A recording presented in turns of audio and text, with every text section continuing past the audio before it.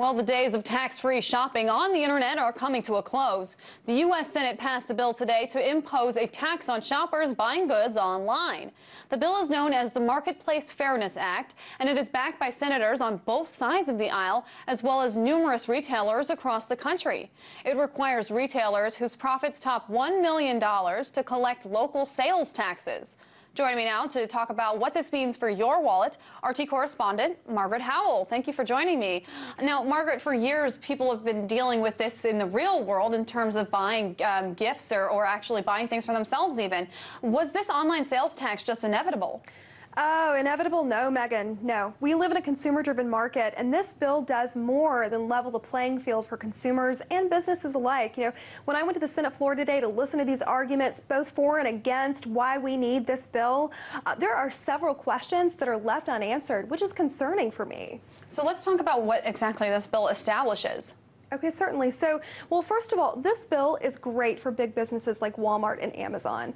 The bill would establish essentially a universal tax on all online sales, which means that the small businesses who maybe aren't offering or aren't making their customers pay that would be forced to. Also, states that don't have the brick and mortar stores can go after online businesses that are doing commerce with their citizens. Sure. Now, President Obama and numerous other Congress members, as well as retailers like Amazon and Walmart, as you said, all support this bill. Who is against it and why?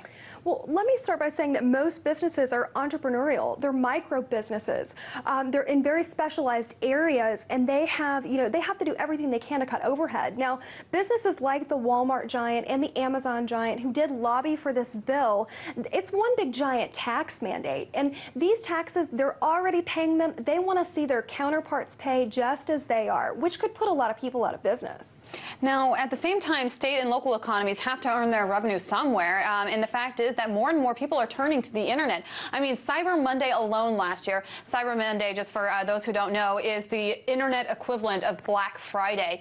They had 129 million Americans actually shop online. Online shopping has grown itself to a $226 billion a year industry. So is this a means of leveling the playing field in terms of getting everyone on the same page for taxing them? Well, yes, Megan, it is. Proponents say yes, but it does more than just do that. If it just did that, it may be okay. This is what it does that's alarming. States like New Hampshire that don't currently have a sales tax, this law would require them to collect and split potential revenue with other states. So they become a tax collector for other states, essentially, which can create a problem if you think about it.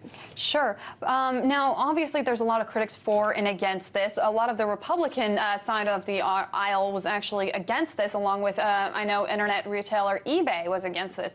So let's talk about the critics that argue about the fact that this is going to hurt small businesses on the internet realm. What about small businesses in the real world realm? Does it help their business potentially to tax everyone fairly?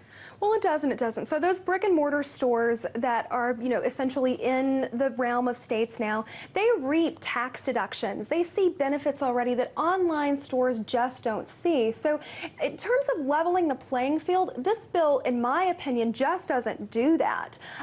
What it's going to do essentially is force small businesses to pay up when maybe they can't, which we could see reaping the hazardly effects of this soon, in my opinion. And Margaret, is there any indication as to how this tax system will work? Obviously, there can be a retailer selling it in one state, the manufacturer can be in another state, and it could be shipping out of a third state. So who earns those taxes? Certainly. So, well, in answer to your question, everybody, which creates the mess. And I love that you brought that up, Megan, because it's so critical. I want to give you a microcosm example here. California. Now, they can audit up until 6 years. They have that law in the books that says we can audit businesses for 6 years. We can go after the business. We can demand their consumer data.